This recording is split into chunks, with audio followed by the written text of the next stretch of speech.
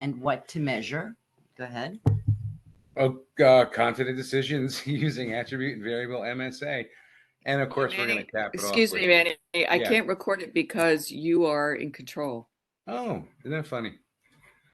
Words I so rarely hear. So This is Natasha. I've recorded it. I started it. It says Thanks, record. Natasha. No problem. It's oh, okay. Oh yeah, I guess it's been recording. No wonder. All right, cool. So let me get back to where we were. Possibly we never left. I'm confused now. Sorry. Okay, so are we back on the agenda the way I think we are? Yes. Great. Super. So anyway, like I said, we're going to cap it off with a little bit of reporting and then displaying metrics. So Rosa, why don't you tell them who you are? Well, I work for CI Consulting Services, and I am what Manny fondly calls the human side of lean. And we'll talk about that another day. But I do have lots of years, 20 plus, and I won't tell you how many the plus is, in lots of industries, from sales, fashion, real estate, believe it or not, military. And truly the key thread in all of my experience is two things. It is outstanding customer service to internal and external, and continuous improvement. And that really means improving continuously. I am a certified level lean practitioner, likewise a Six Sigma Green Belt. And most importantly, I love to train in leadership, communication skills, as I said, the human side of lean. Okay, and folks, by the way, before I forget, do me a favor and just tell us where you're from in the chat. I'm not monitoring it right now, but I promise when I'm not presenting and we're just talking, I will be looking. I'm always curious to see where people are coming from. So, to even tell us a little fact about you or your hometown, that'd be fine. So, I forgot something. Oh, please go ahead. I forgot to mention, I do have a superpower, and it is that I am a grandma. Okay, there you Just go. needed to put that in there. So I think we can check off that demographic on the box, right? Absolutely. So, okay, yeah, we're gonna try Very and hit important. We're gonna try and hit them all. We figure it's a multicultural thing. So anyway, yeah, tell us where you are, and as for me, I mean, listen, I'm a CI guy. Okay, for anybody who's talked to me for more than 10 minutes, you know that I'm more than happy to explain the differences between Lean and Six Sigma to anyone who looks at least halfway interested. So. Anyway, enough said. Let's move on, shall we? All right. So why measurements matter? Why? Because measurements, precise measurements especially, can cost money if they're not done right. If you are looking to improve your business, if you're looking to solve a problem, you need to be looking in the right place, and you need to be precise about it. And that really is, I think, the core of this webinar. This slide really gives you some examples of some of the mistakes that cost in the millions, if not billions of dollars. Not to mention, Subway, if you're counting calories, is it a foot or is it 11 inches long? That's important to know. So precision does matter, but remember, it costs money and it costs time and care. Well, yeah, I don't know if anyone remembers, but with Subway, they had this massive lawsuit or suits. Oh, really? Oh, yeah, because they advertised footlongs, and somebody pulled out a tape measure, and anyway, so it was a big brouhaha. I don't know if the tape was calibrated or not, but assuming it passed the judge's judgment. So anyway, so 5W2H. This is one of those things. I always need to know how I'm doing or when I'm done or something along those lines. So how do I know how much I need to know? I finally figured out that if I know the 5W2Hs, the who, what, when, where, why, how much, how often, how bad. Well, maybe there's more than two hows. But in any event, really, until you know these things, you're not really qualified to make a decision on anything. And from being a parent to being a manager, I've learned that when I've gotten burnt with decisions, it's because I didn't know one of these key features here. So, just check to make sure. Do I know all the things that I think I need to know before, in making important decisions? So I don't know. I mean, I feel like I should say more about this, but I don't want to repeat myself. Rose, any thoughts on this? Well, enough said. I mean, if you leave out one, okay, it can absolutely shed light on something that you're working on without you even realizing it. So it is super important to really investigate properly. And I'm not talking about necessarily investigating a problem, but investigate what you want to know, be clear about what you want to know, and ask all of these questions so that you are 100% clear on where you're at. Okay, makes sense. So the question becomes, well, what do we measure? And there's a lot of people. They seem to be very confident with the measurements, but I sometimes wonder because when you start digging in, they don't really know. So here's why we measure, so that we know how we're doing. It's a scorecard, if you will. Okay, so that we can see how we're doing over the shorter term, maybe 30 days or less, or over 8-hour period if needed, or maybe longer term to see over months, years, and see if there's seasonality. There's what we call small data versus big data. And, everybody wants what they don't have. That's sort of a fundamental axiom of life in people that I've determined. And it completely applies to small data versus big data. People who only have their own product or process or company data to work with bemoan the fact that they don't have more. Big data folks say, yeah, but I know the shape of the forest, but I can't really identify the trees. So obviously, there's the right level of data. And what is it? So data should be actionable. And boy, we could go down a whole path here about trying to measure people based on metrics they can't control. Could you imagine if your bonus were based on how the Dow Jones Industrial Average or the stock market did at the end of the year? I mean, for some people, it's like that. Like they're measured on things they can't actually impact. Oh, sorry, I think I stole your slide. That's quite all right. Okay. But understand something, folks, especially in industry. QA and QC are not the only, and the engineers are not the only people who measure. Okay. Everybody needs to be involved in this. We're going to talk about that a little bit later on when we talk about Gemba boards. It's not enough for the CEO and the directors and the managers to know what's going on. The people doing the job need to be aware as well. They need to be vested in their results. That's how you get them involved. And again, we're going to talk about that in a little bit, but think about it, folks. We all take measurements in business, outside of business. You don't feel well, you take your temperature, right? Your kid's looking taller, you got to buy all kinds of new clothes. You're measuring them to see how much they grew, how much do they weigh. So it really applies to every part of our lives. Sorry, I was just thinking about how you actually could measure it, alternative measures. You could measure your child's growth by how fast your bank account drops. There you go. Except Absolutely. It is somewhat of an imperfect measure because there are many things that influence your bank account plummeting. So mainly the kids. Well, I think I don't know. If you ask me, I'd have a different set of reasons. All right. Where do we measure? Okay, again, getting back to business, on the production floor. And the idea is, how close to the source can we measure? And can we do it quickly before things get out of control? Okay, in just about any situation, the earlier you catch a defect or a mistake, the better you are at fixing it. Okay, so you want to be where the work gets done, or at least that's where we should be. All too often, we recreate events or occurrences. Oh, we have so much scrap because we probably, or more than likely. Okay, that's not data. That doesn't count. I love that. It's true. I'm thinking about a term I've just invented it now. I think it's called conference room Kaizen. Oh, there you go. Well, here's what I think the problem is. Yeah, it could be. No. That's not data. So again, like any situation, before it escalates and gets out of control, you want to be able to take care of it. Conference room Kaizen. I like that. Anyway, so if you couldn't tell, folks, by the way, we're going through the 5W2H of effective metrics right now, right? So if that wasn't clear, it's probably because I wasn't reading every word on every slide to you all, and I apologize. Tell you what, Janet, listen, if there's still time to make up for it, right? So if everybody wants us to read every word on every slide, we'll be happy to. But Janet, I'm going to ask you to take a poll, and if it's not unanimous, then I'm not doing it. You didn't tell me how to read. Well, it's only if they all say yes. So anyway, you guys will decide.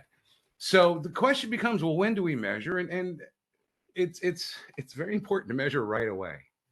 Okay. Nothing good comes from waiting to measure things. It can only get worse. And so what you need to do is to measure often enough. The rule of thumb is measure often enough to be able to capture changes in your process as they occur. If your process changes minute to minute, guess what? You may have to actually measure even more often than that. If your process is a little slower, then you get to back off it a little bit. So definitely you got to keep that in mind. And likewise, when you're trying to solve a problem, you know, like I love when people are doing CAPAs on things that happened weeks and months ago. Yeah. Yeah. That almost never Good luck happens. with that. Right? That almost never happens. Right. No, Hey, the operator it was did- retrained on the proper procedure. That's Come right. on now. It did happen. And had you investigated it early on, you would know why. Man. So standardizing displays is important, okay, especially in an industrial or commercial situation, in that everybody needs to be on the same page. We've got some like kind of silly examples here, but I think they help it get through. For example, if you're driving at 220 miles an hour, you might want to know that, okay?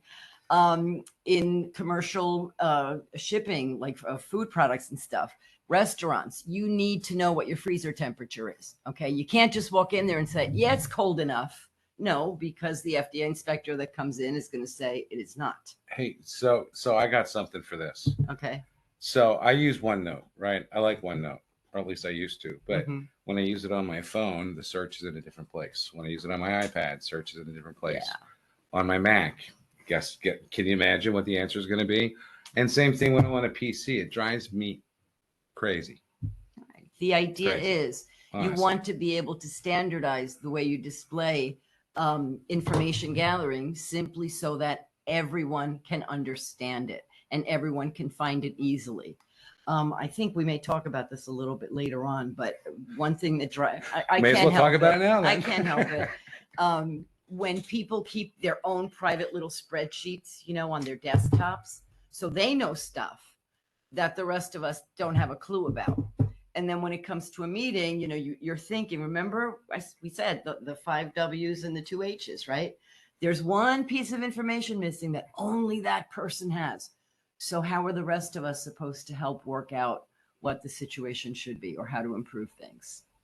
You know, related to standardizing displays, it's a statistical fact that left-handers, lefties, southpaws, are statistically more likely to die in accidents. Seriously.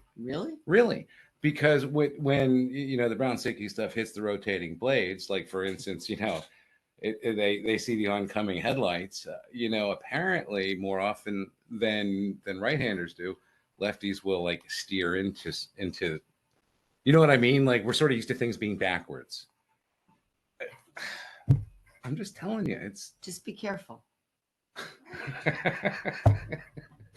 I'm trying to Move stay on. away from the kitchen. Too many sharp knives and hot things Move there on. for me. I tell Move you on. what.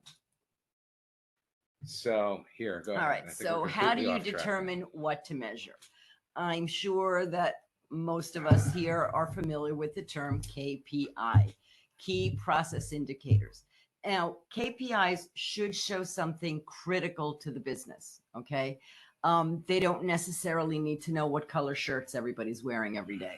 Okay. Not critical to the business unless you're selling colored shirts, but that's another story.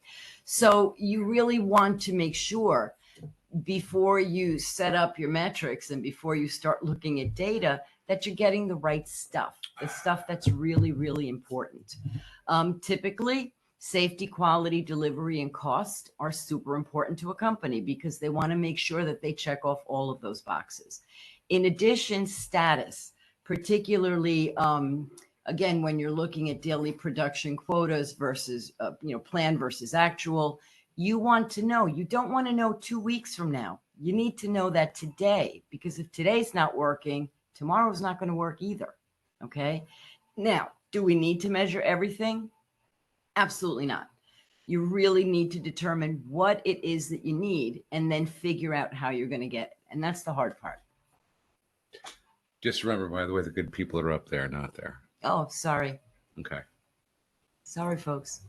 No worries. Anyway, so folks, so here again, this sort of falls into the what do you measure part. And so what is it? Y equals f of x, right? Fundamental formula for the Six Sigma world. And really, if you'll remember back to your early math with graphs, the y is the output or the outcome, the thing that we're interested in. So for instance, if we were interested in making a good cake, right? Baking a cake, like following the recipe on the back of a box of cake mix, then in our case, a y might be defined as a good, I'd say a tasty cake, but that's a different story. So, but certainly one that's desirable, and we can come up with different ways to measure it, right? We can use a Likert scale, and that's a way to evaluate inherently non-measurable things, like the taste of a cake, okay, or the appearance. So that would be the y. Now the f of is the process. It's the things that we do, process parameters. In this example of baking a cake, we might think about time and temperature in the oven as being some of those. Inputs into the process, we might think of things like flour, water, or milk, or eggs, or sugar, or whatever we're adding.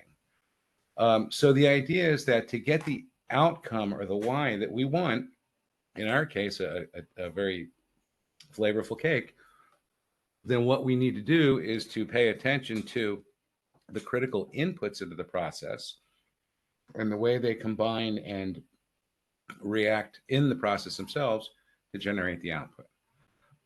So if you will, what I'm saying is to get a good cake, we got to focus on the execution, the way we do it, make sure we've got good ingredients, make sure that we follow the directions that go from there. In one way that I think about this, so we want to focus on the X's. It's always much better. One way that I think about this is, for instance, in sales meetings, I've been too often part of the Monday morning sales meetings where the discussion is focused on the why, how to get increased sales, and no discussion on the X's, which is quality of leads or type of events that we may have to promote. So we could spend an awful lot of time on this, right? This is a fundamental formula of Six Sigma, but it's this idea, there's cause and effect, and let's focus in on the critical inputs to generate the outcome that we're interested in.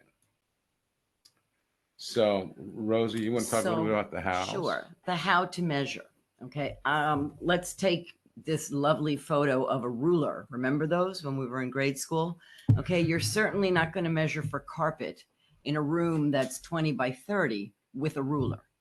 All right, super simple example, but use the right tools for what you are measuring. All right. And that goes for anything. If you're counting, if you're adding, do it effectively. It's much better, for example, to enter formulas in a spreadsheet in Excel than to sit there with a calculator and try to add up every number in a column. Okay. So the other thing too to consider, we talked earlier about how to get operators involved in measuring, right?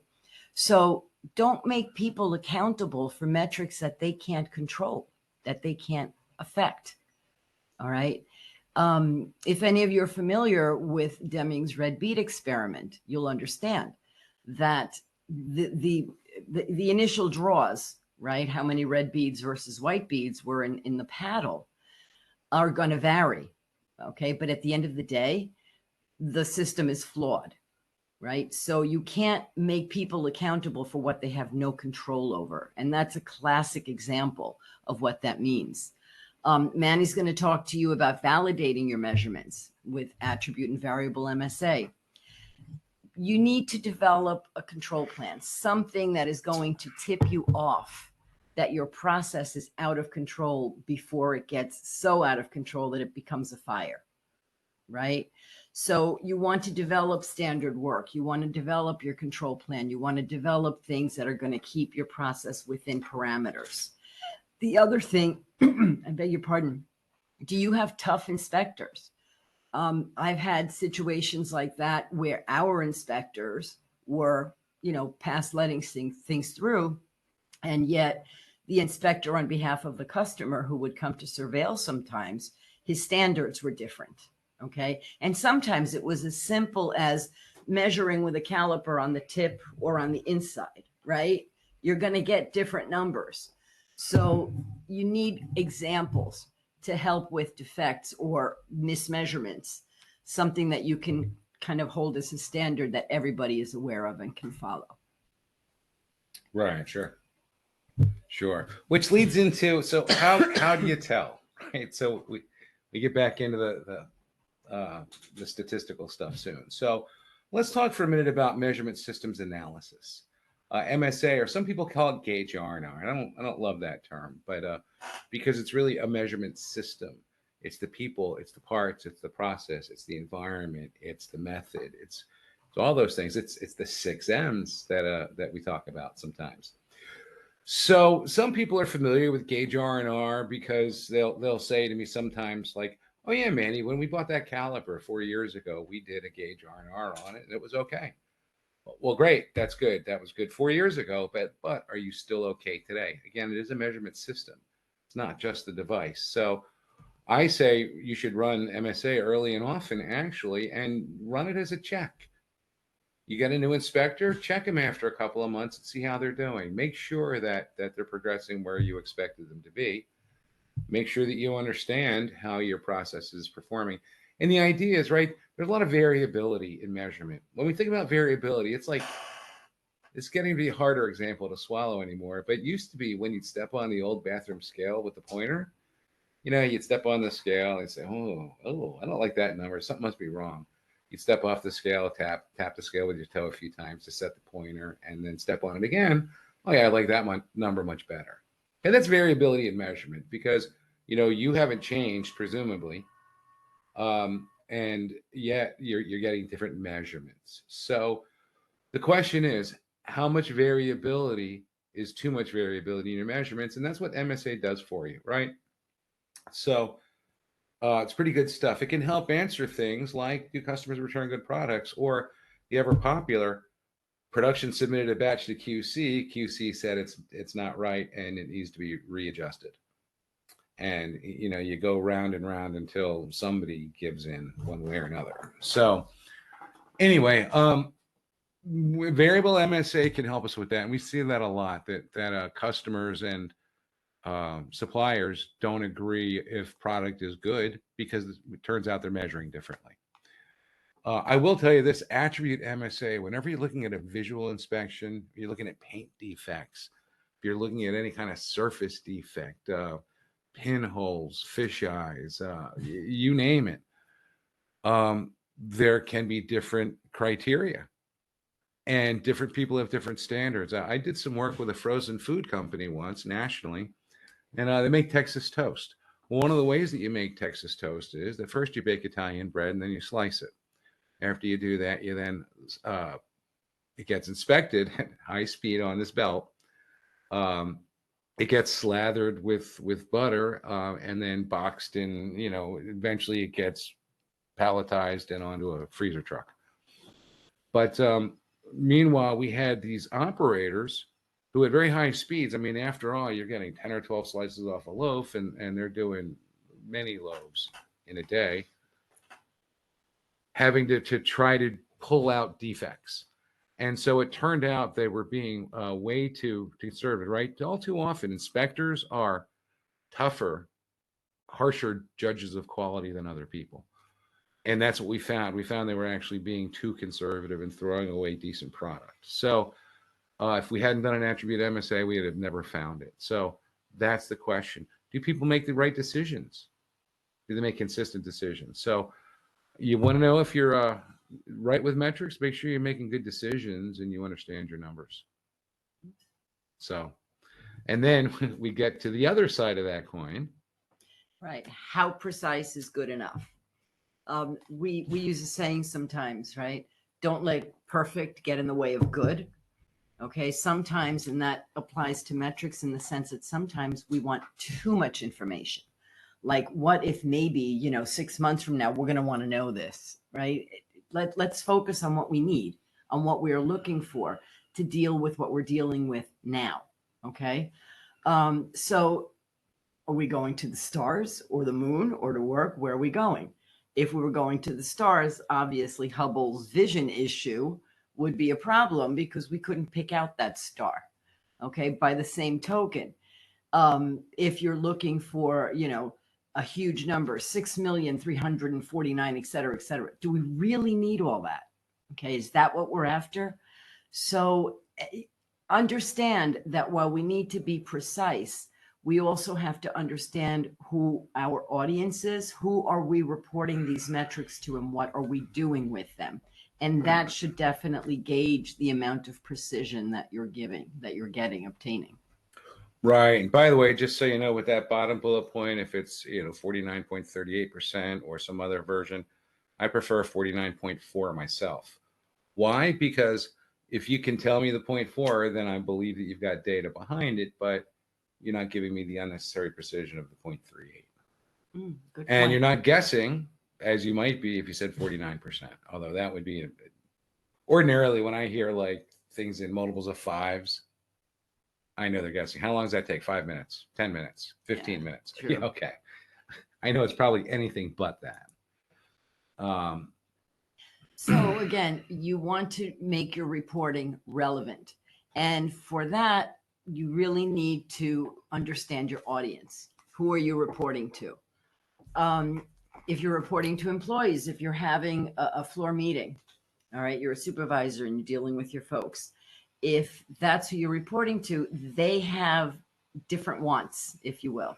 They want information that is not necessarily what the CEO wants. Okay. So you have to take that into consideration. Departments, functions, what they do, how they do it. I beg your pardon. Think of who you're talking to. And that line in the slide that says speak to your audience in their language doesn't just mean like Spanish or Chinese. It means in terms that they can understand and use, right? It's not going to be helpful if you're speaking and giving them numbers and data and information that they don't use. Okay. They need to know what they can use to fulfill what they need to fulfill. Oh, jargon, TLAs. Yeah, for sure. So TLAs are 2 and 3 letter acronyms, like ECNs or POs or. Is that what they're called? Yeah. Well, different people call them different things, but oddly, yes, I've called them TLAs many times in the past. So anyway, and I think it's pretty interesting here. So there's this, the story goes, guy's walking down the street. He sees a buddy of his searching underneath a street lamp for something. Hey, what are you doing, Joe? Joe says, oh, I'm looking for a quarter I dropped around the corner. Guy says, if you dropped the quarter around the corner, why are you here? He says, because the light's better over here. And so the idea behind that is, yes, I know we can agree that that's a reasonably insane thing to do. And yet, how often do we manage to the data that we have and not the metrics that we need? And that's the point to it, right? Especially these days, you can create all kinds of crystal reports, Power BI, dashboards. I mean, actually, that's a whole different topic because I've seen a lot of crappy dashboards. So it's not just what tool you're using, it's actually the thought that went into the creation. Yeah. But nonetheless, if you're just using what you have or what's readily available, then you may never solve the problem because you're never actually looking in the right place. I don't know. Any thoughts on that, Rosa? Actually, I do. It makes me think of a situation where a company was working 24/7. They had 3 shifts, 3 8-hour shifts a day. Okay. And there was question about whether or not the midnight shift, the one overnight shift was worth it. Was it really, and talk about using the information that you had. The folks who were all about, the midnight shift. Oh yeah, we need 3 shifts. We're basically saying, well, we're working 3 shifts and we're meeting quota, so it's fine. Yeah, no. Okay. We want to know how far off from quota we were with 2 shifts and whether or not a 3rd shift was something reasonable. All right. because it wasn't just about the folks doing the work. It was also about the support staff that needed to work 24 hours a day. So that's a situation like the lamp. Okay. You're using information that you have to try to find something that you need to know and don't have. Does that make sense? You wouldn't do that, right? But we do. So what you said reminds me of when you have multiple shifts. We've done this for labor planning and capacity planning. Mhm. Do something that says, okay, so that's 3.5 units per person. So if we add another shift, we'll bring in some number of people. Here's how much additional we'll get out of it. But they don't stop and think that, one, who are you going to get? Two, there's a learning curve. I mean, people, they're just not thinking about the data and if it makes sense. Plus, I don't love averages, right? No, you don't. I really don't, because, if we could all perform to our average performance, well, then we wouldn't have any of the problems that we do. It's usually when the extremes, when you're too early or too late, or too fast or too slow, that you have a problem. Yep. So anyway, so now that you've got all this metric stuff, right? What do you do with it? It's a lot to carry. Well, we suggest putting it on a board, as a matter of fact. So you call it a visual scheduling board. I like to think of them as Gemba boards, right? Gemba is a Japanese term. It means the place where work gets done. And, that's sort of the opposite of what I'm thinking of as conference room Kaizen. So, right, because, one of the things that we say is go to the Gemba, right? The Gemba is full of all sorts of things. If you don't know this word, you really should, because otherwise you couldn't say things like, go to the Gemba and stop trying to solve the problem in the conference room. Go see. Okay. Go talk to the people that are going on. Don't speculate about, well, usually when we see a problem with the hub slipping, it's because of, X, Y, or Z. No, how about we go talk to the operator and say, yeah, it wasn't a tolerance stack up. They supplied oversized hubs. Oh, okay. So we'll talk a little bit more about Gemba boards. In fact, here's one that we did. So I don't really want to drop names, but I did do some work with a fishing reel company that in the city. So,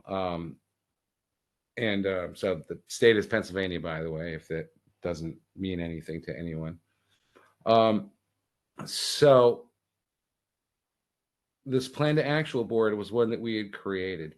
And you can see it was a work in progress. We caught this picture when it was in the act of becoming, right? First, we decided what we wanted to put on there, and then we tried it out. We felt good enough to put tape on, and then instead of printing out letters that we were stuck with, we started, trying it out. Once we were clear with what we wanted, then we were able to make labels and actually make this nicer. But if you take a look, it's a plan to actual board. Okay. And this is one of the things that could belong on a good Gemba board. Basically, instead of waiting to the end of the day to find out if you're going to make that shipment or not, you can find out in the first hour. Hey, and in fact, we call that first hour the golden hour, right? And it's this recognition that if you don't start up well, you're not going to end well, So it was very important, and we would look at the first, like when the first unit got charged, or when the first unit got packed, or when the first unit got tested, as an indicator of how good our startups were, right? Because if we didn't, put a unit in the box for 28 minutes, that was a bit of a problem. The other thing that it allowed us to do was this communication board, right? It let us know what the next jobs were so that everybody could do their part. The setup person, the planner, so on. The material handlers, they could all make sure that they were ready for that job. So here's another example of a plan to actual board, and maybe this one's a little bit easier to see. You can see here some of the things that we've got, and they're very flexible, of course. What's interesting is in this case, they didn't run too many units, but we always looked at the time to the first unit packed or the first unit charged. Very well a key. And then since the board got wiped out at the end of every day, we added another piece that had the overall totals for the week so that we could do. And then on another board, believe it or not, we could add up our weekly totals and show that over the course of a month. So, and then of course over a year. There's lots of different boards though, right? You know, like some folks may say there are many boards like it, but this one is mine. And that's what every one of these folks can say. And if I Right. may, at this Please, point, yeah. like we were saying before, understand what it is that you want to know. And while these are templates for boards, you'll notice that they're all very different. They're all looking at different things. And that, I think, is truly the key. Like, you know, nobody really cares that you're producing 199 widgets an hour if what they're interested in is, you know, getting their suppliers' quality up. It makes no sense. Well, again, measure things that you can impact. Exactly. You know, I mean, I love when people get incentive compensation based on things like sales or, you know, different metrics like, oh, how about reject rate? Well, there's a whole lot of people involved in generating that reject rate. I mean, you know, it's funny about metrics and compensation. I saw one company that tried to compensate on a rolling 3-year average. So in other words, basically this program, the first 3 years, they didn't get anything for it because they had to wait for the average of, you know, all 3 years. Right.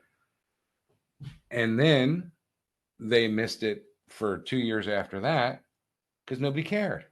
Yeah, I mean, true. like they didn't had see to the wait too connection long. between day to day, you know, hustle and, you know, getting a payoff I'm 3 so years down the sorry. road. So anyway, the best actually incentive pays that I've ever I seen think the camera moved. are weekly or monthly. Did it now? Well, you know, let's see here. Let's see what it does. Maybe we can fix it. If you distract the audience, I'll see what I can do. Yeah, he's not waving at you guys. He uses hand signals to control the camera. Okay, so it must like me. Let's see if she can't do something different. See, I told you to distract him. Here, let's switch. You talk about that. All right. This is kind of a little aside. Just understanding the differences between turnbacks and escapes. Turnbacks are internal to an area. Remember when I said earlier that when you want to catch something, you want to catch it early, so it doesn't go all the way down the line and just, you know, get worse. And basically, a mistake in the beginning, a defect, if you will, is going to affect. It's going to nullify every step after. Because even if those steps were done properly, you still got to go back and fix the first one. So a turnback is internal to an area, okay? A defect or a problem that you catch inside the company. However, escapes have to do with getting to the customer. If a defect is not caught, right, within the process and it somehow passes final inspection and your customer gets it, opens it, and it's damaged, what do you think is going to happen? They're going to return it. They're going to maybe stop doing business with you if it's an important enough order, or they're definitely going to scrutinize every other shipment you make to them to the umpteenth detail to make sure that it didn't get messed up. So you never want to go there. Maintaining good metrics and maintaining metrics that are relevant. Again, I'm talking about the work level, the operator level, really helps you eliminate the escapes and the turnbacks as well. Yeah, I mean, I love the terminology. The problem that I have with it is that when we talk about it, we're using QC to mean quality cops, and their job is now to impound and confiscate bad product. Right. And we'd really like to move them into process monitoring and process measurement. Right. Because again, if you can focus in on your inputs, it's much easier to ensure the outcome. So that's the only thing I don't like about it. But I do love the fact that instead of saying, oh, we had another screw up today, you know, we can at least quantify them a bit and categorize them so that we know where we need to start demanding answers. No, I'm joking. It's where we have to look at the process. I firmly believe that it's a flawed system that allows people to make mistakes. So that would be me. So can your data identify or solve problems? If not, you got to figure out why not. And you need to be able to tell when you're making progress. That's the big takeaway here. So if you have a problem statement, and this goes back to the 5 Y's and the 2 H's, right? If you can state your what you are looking for, what your problem is in this case, right? Really, really clearly, then you're going to know exactly what you need to be looking at. So repeat the header and the takeaway, please. Okay. Can your data identify or solve problems? If not, why not? How do you know when you're making progress? Hooked on Phonics worked for you, huh? You know, you should have seen me 6 months ago. But again, it's really, and we love this strategy for developing matrix. Okay. Typically that's the same strategy that you use when you're starting a project. But then again, if you're creating, metrics and KPIs for a particular part of your organization, this is exactly what you need to identify what it is that you're looking for and what you want to know. Yeah, we're gonna have to wrap up soon if we Yeah. want to have any questions. I don't know. Are you up in the mood for Run. questions, or shall I talk slow? Run. Run farce? Is that what you're saying? Yes. All right, folks. So the question is, well, what can I do, right? I mean, here's the point where it's like, okay, I throw out my hands and say, yeah, beer does sound like a good idea right about now. But failing that, what we can do is talk about using the data to understand what it is. And here's what I'd say, folks: it's a whirlwind out there, right? It really is. That the stuff that's going on, all the noise in your life, your home, your work, your everything. I'm begging and pleading with you to please take a few moments and just think about your metrics. Think about what it is that you want to do and how you might measure that. Yeah. Worry Okay. about that. So I'm not worried about a thing, except that I just want people to know how to do this stuff. And, if you don't even understand how stuff is calculated, I've seen this one more than once. This is just the most recent example, right? People, they would have to feed things into their ERP system, production data, and then calculate efficiencies to see how they did. And they couldn't reproduce these calculations, with paper and calculator. Yeah, it's not good. A little scary there, right? So, Not good. Anyway, so don't be a victim, okay? That's what you can do today. Don't be a victim.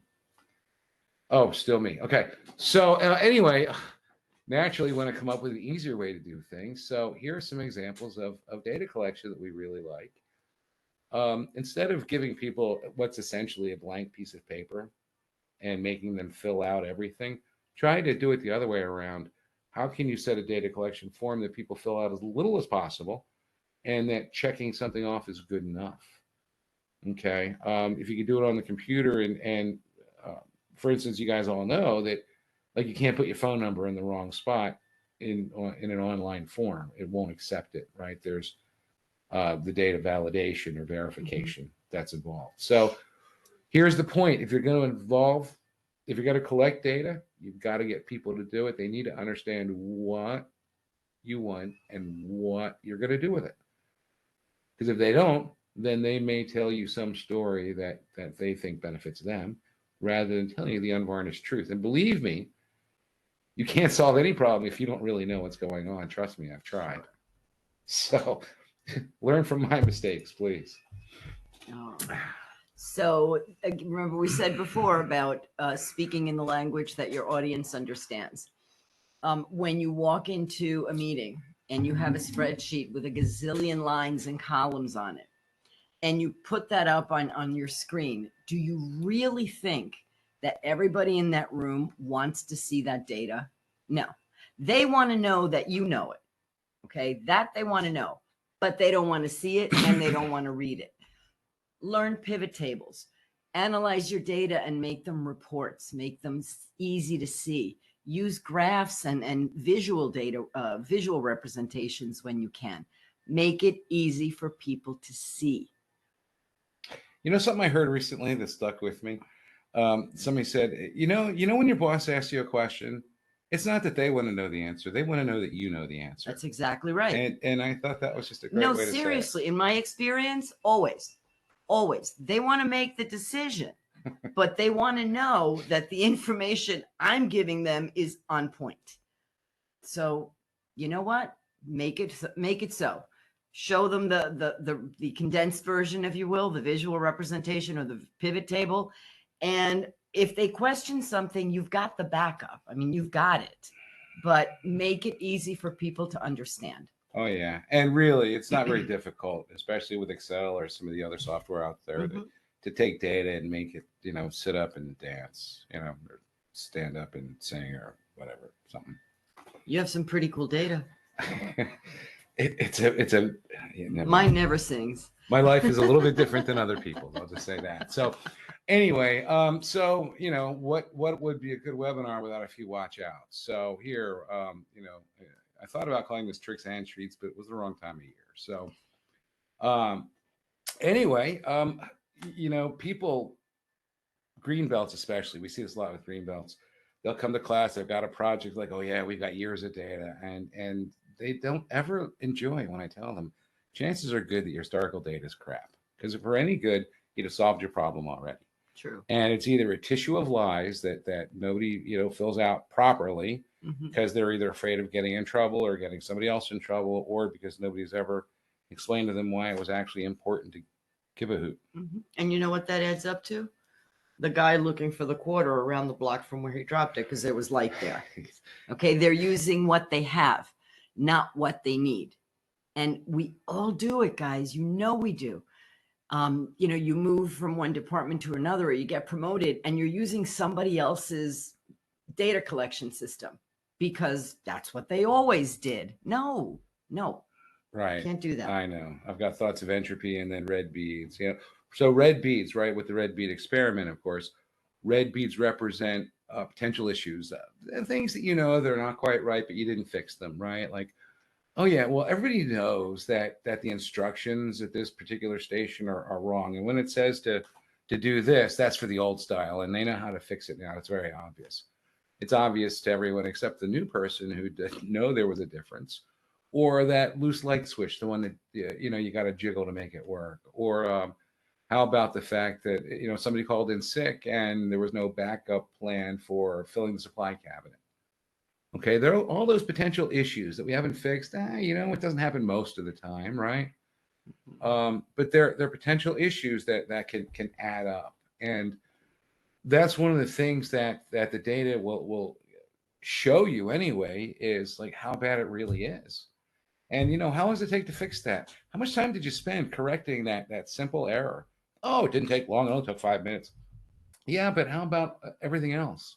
We had to go through and recount. We had to re-pull kits. We had to, imagine your own dire circumstances. But in any event, we couldn't just move on. Anyway, so operational definitions is another thing. Speaking of moving on. Notice how we did that. Operational definitions. So, for instance, honestly, this is right. You can tell I wrote this because I'm using all the same words. I'm not reading every slide or every word, I promise. He memorized it. They're just my words. Because when does the scuff turn into a scratch? Okay. When should you turn a blind eye to something versus, jumping on it? So, when in doubt, record it, keep the sample, kick the can down the road, make the decision later. Don't ignore it though, unless you know why you're ignoring it. Ignore the alarm for the next hour because it's not working right. No, it's okay, Rosa. I think we have until 8 o'clock. Oh, good. Yeah. So we don't have to worry about it. We can read every word. If we wanted to, and everybody else did too. So apparently not. Janet didn't read the high sign. Go ahead. Okay. So how do you get started? I'm sure many of you, like we have, are pulling your hair out of your heads because you've got metrics, you've got all sorts of information. And like Manny said before, your problems aren't being solved. You're not able to really get a grip on why certain things may or may not be happening. Okay. So how do you start today? Like, again, to repeat what Manny said, take the time to think. Look at the data that you're collecting. Okay. And see if it's giving you what you need. Okay. If it's just giving you the same old based on something that was, put together 8 years ago, that's no longer relevant. Okay. So change it, fix it. Are you collecting too much? Are you collecting too little? Is it valid? Are you using it? If you're collecting data that you're not using, don't. right? But we've always done it that way. That's right. We don't care what color shirts they're wearing. Okay. I mean, really. And see what more you can learn from what you're collecting. Okay. Because sometimes, again, going back to that 3-shift thing that we were talking about. And Manny brought up a good point. Yes, we have the potential of what was it, completing 3.7 units an hour per person, but we have to factor in that the new guys on the midnight shift are only going to do 2.5. So where does that put us versus our investment to start another? Oh, and there's no thing? inspector for the second half of third shift. Yeah, and probably Right. There's no. only 20 hours of coverage. Yeah. So it gets crazy. Before you make that investment, really understand what you're looking at. Get people involved. You all know, those of you who've been to my classes or heard me talk or even just met me, with a volunteer, go ahead and ask me sign. Involve other people. There's nobody there's nobody. Sorry. No, you can't interrupt it. I have to finish my thought. Okay, go ahead. There's nobody better qualified to tell you what's going on in an operation than the person who's doing that job. You might have to track it, but you're not doing it. So they're going to give you insight, involve the teams. Go ahead now. So while you were speaking, it occurred to me that an alternate definition of a team is a way to spread the blame. Right. You see this a lot. No, you see this a lot in campus. It was discovered. It was identified, by this shift. What, the shift identified something? Really? Wow. I'd like to buy the shifted beer, that kind of thing. So anyway, I'm saying that tongue in cheek, but unfortunately it does seem that way sometimes. It can be. I prefer to think that a team actually is a superior vehicle for achieving shared goals in the organization. Absolutely. With efficient communication and division of labor. Absolutely. And but they do. They help each other, and they hold each other accountable as well. So. Yeah. Right. No, I know, and I kind of laugh at some of the softer skills. We have these debates occasionally. He likes statistics. I like people. So yeah, I like people too. They're, I was going to say they're tasty, but that's not right. I don't know. You're still thinking about that cake. Painted myself into a corner. Let's change the subject, shall we? Summarize, please. Well, I'd love to. So the point is, there's data everywhere, and everything's meaningful or useful. As I say, no one's useless. Like, they can always serve as an example. Okay. Like me, I may be showing you what not to do at a webinar, but hey, it's all learning, I suppose. Are we right? supposed to have fun at webinars? I thought it was in my contract. Okay, good. So then we're on track. Yeah. Oh, good. So anyway, so here, right, I wrote this stuff, so I'm going to say to myself, guessing is not measurement. Measure the right things. Oh, stop it. Well, it just seems obvious after a while. So anyway, I know, but it's like common sense, right? It's not so common. It's not as common as it should be. That is true. But I think my biggest takeaway after reading this whole presentation and going through it is a couple of things. One of them, really stop and think about your metrics. If you're measuring stuff, if you're tallying stuff, tracking stuff, and you still have the same issues, okay, stop, put it away, put it in another room, give it to somebody, and really look at it with fresh eyes, okay?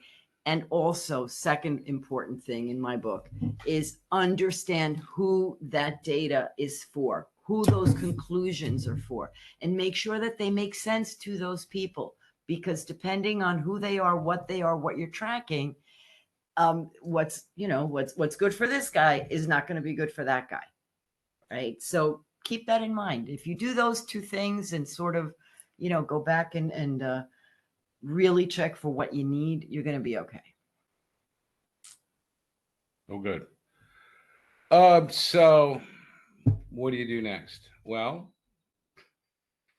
why don't you get up out of the conference room and go to where the problem actually exists and talk to the people that are actually fighting the fires every day. Mm-hmm. Right. So that sounds wonderful, right? But to get a little more granular, Rosa and I talked about this, and we said, one of the things that you need to do, you should talk to your downstream customers about their needs, right? Like, mm-hmm. How often I see wasted effort because somebody thought that the next person in the line wanted things a certain way, all the forms arranged in a certain order. Well, honestly, talk to the people, because even if they did need it that way at one time, it may have changed, right? Likewise, go ahead and take the initiative to talk to your internal suppliers, the people who give you things, and show them how you use it and how you would like to receive it. You know, what we're trying to do is really drive a we versus me culture, which is like, that's that whole Rosa thing. Um, and she keeps telling me to talk to people about like what they need to be successful in their jobs, and then just do it. Just sounds so easy. I don't know. I'm a It little is suspicious. easy. It is easy. It's easy for you to Because say. no. I said at the beginning that the two key threads in everything that I do, one of them is outstanding customer service to internal as well as external customers. So that means the people upstream, the people downstream, the people in the offices, the people doing your purchasing, the people making the deliveries. I mean, they're all a part of it. Okay. You can do your job ridiculously well, right? But if everybody else is not in sync, it's not going to work, and vice versa. So it is we over me. Together we can do something great. Right. And since we're all here, I may as well tell you a couple of things about Paul Akers, right? So for one, I'm having him on my webinar series next month, June 14th at noon Central Time. Feel free to join in. And one of the reasons why he's such a big influence on me, I mean, not only is his third year in a row he's presenting for me on LED series, but this guy, very successful, he developed a way that worked for his people, right? 2-second lean. If you're not familiar with this, Paul is a very successful business owner. He learned about lean and he realized he couldn't do it all himself. He asked his people to give him one improvement worth 2 seconds of time every day. Very often, especially when you accumulate these savings, it ends up to be a lot more than that. It also emphasizes this idea of people helping themselves, right? And so if you go on YouTube and look, Paul every year has put out a video of the best improvements of 2020 or 2019 or 2022, which came out not long ago. And it shows what people did to their workstations and their work areas to make their lives better, safer, faster, cheaper, easier. So, talk to folks. They got skin in the game. I mean, after all, right, I got lots of jokes about work. One of them is it doesn't have to be a 4-letter word. And with work, another thought is, just because your sentence is 30 years to life doesn't mean it has to be hard time. So, all right, folks, I think I'm done. I've said everything. So, is there anybody left, Janet? Any questions? Anything we want to talk about? There were some questions, Manny, that I Okay. picked off the chat as we were scrolling by. Of course, the one we get all the time, and I apologize for not saying it right off the bat, is can the participants get a copy of your slides? Yes, and now that I'm not sharing anymore, I would be happy to stuff that into the chat if that is good enough for people. If If there's a way not, for then Janet, what I will do, I will send it to you, and we'll do a little extra work and get it out one way or another. Sure. Yes, absolutely.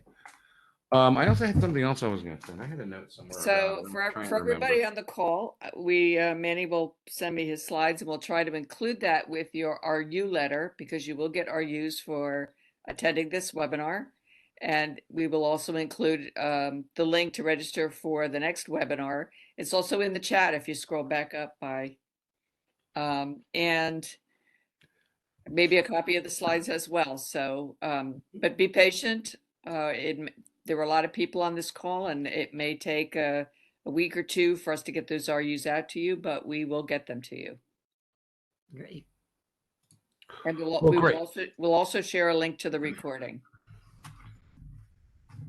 Great. Oh, good. Did you say there were questions? Yes, there is a question. So I had a question, Manny. Could you give us some examples of software that might give good dashboards for analyzing data? No, because I'll tell you why. I don't work for a corporation. Power BI seems like it can do good things. That But, yeah, somebody recommended that in the chat. but I have spent some time unwinding some not so well thought out Power BI dashboards, and thereby proving that it's not the tool, it's, how much thought you put into it. So, I mean, if you talk about statistical software, that's more the area where I play, and sure, I got plenty of that. QI macros and Minitab are what I like, but that's limited, I think, compared to if you're trying to put together a real dashboard. It's part of creating a good dashboard. So there's two questions that were kind of related. How do you measure morale, and how do you measure behaviors as KPIs? How do you collect that kind of data? Maybe Rosa can answer that. So go ahead. There's Sorry. actually, in my studies in facilitation, there is actually something called KB, like boy eyes, key behavioral indicators. I think probably the fastest and easiest way to gain an understanding of how to measure KBIs is to read Lencioni. How do you pronounce his name? Lencioni? The 3 Signs of a Terrible Job. And in effect, it's all about how to engage people and how to get them excited. And it's just making them relevant. Okay. Not making them anonymous, knowing who they are. Okay. And basically that book just kind of consolidates the kind of stuff that you should look for when you're talking about people and you're talking about trying to measure morale. Well, one measurement that you could use, sort of not directly measuring morale, but turnover is definitely a measure of morale. If you have high turnover, Sure. that might be a problem. Can you put that book in the chat, Rosa? Absolutely. Thanks. So what I would have said actually was, one thing you can do is a Likert scale. I mentioned it. I don't know if you're familiar with Likert scale, but if you've ever spent time on the Jersey Boardwalk in the summer, you participated in this, where you're ranking various things that you see. It's scale of 1 to 5, 1 to 10. Is that cheesesteak better than this other one that happens to be nearby? Those sorts of things that you might. And you know what? Now that we've given a whole thing about metrics, another really good way to gauge that kind of thing. Okay. It becomes, and I just lost my train of thought. That happens, guys. I'm so sorry. Go ahead, keep talking. It'll come to me. So the idea, though, is with a Likert scale that you can measure things. It's like in a hospital. A more practical example really is a nurse comes in every day and asks, "How's your pain today?" Well, they don't really care that you're a former Marine. With shrapnel. Right, or you're somebody else. But point is, how are you doing compared to yesterday? Are you better, worse, or staying the same? I remembered what I was going to say. Oh, good. In terms of morale, listen, and listen to the conversations, because when people are engaged and when people are excited about what they're doing and they understand what the expectations are and they know they're doing well, okay, the conversation changes. It's like, hey, what do you think? Look at what we did today, as opposed to, oh my gosh, we got to do the same thing again today. Right. And that is huge when you've got people encouraging each other and helping each other out and calling each other out. The conversation's changing, and that they're into this, they're vested.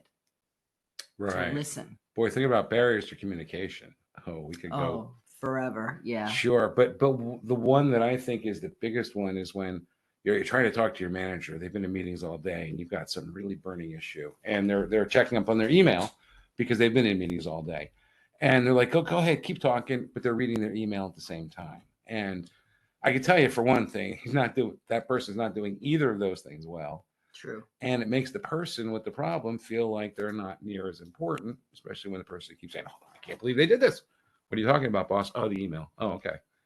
Yeah. So, like, if you're really going to spend time trying to get rid of people, check your email while they're talking to you. That's awful. But most people will don't recommend that. I'm just, look, I'm not saying it's a path to success or anything, but just, That's all. Cause and effect. Oh my gosh. Anyway, So Manny, what else you got, Manny, Janet? Manny, you touched a little bit on this and during your presentation, but how do you avoid the trap of spending more time measuring than doing work when you have a manual system for recording data?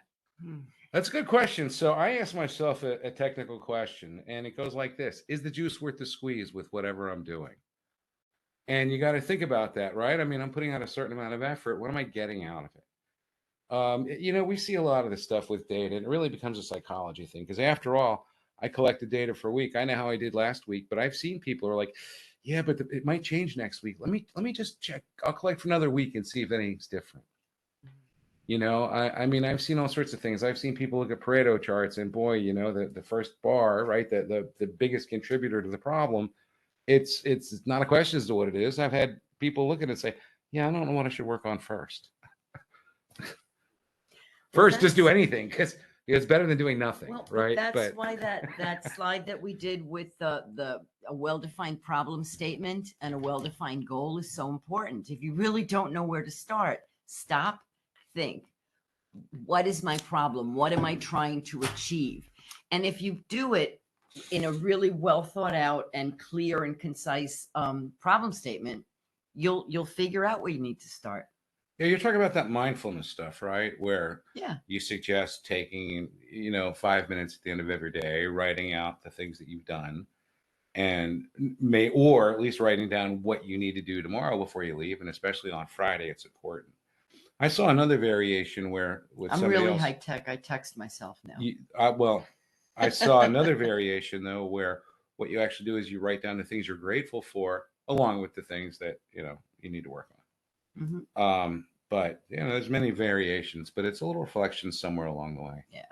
Whatever motivates you, but knowing what you, just understanding the problem that you have or the information that you need really well. And if you go back to basics and write it out like a very clear, measurable problem statement, you'll understand what your path needs to be.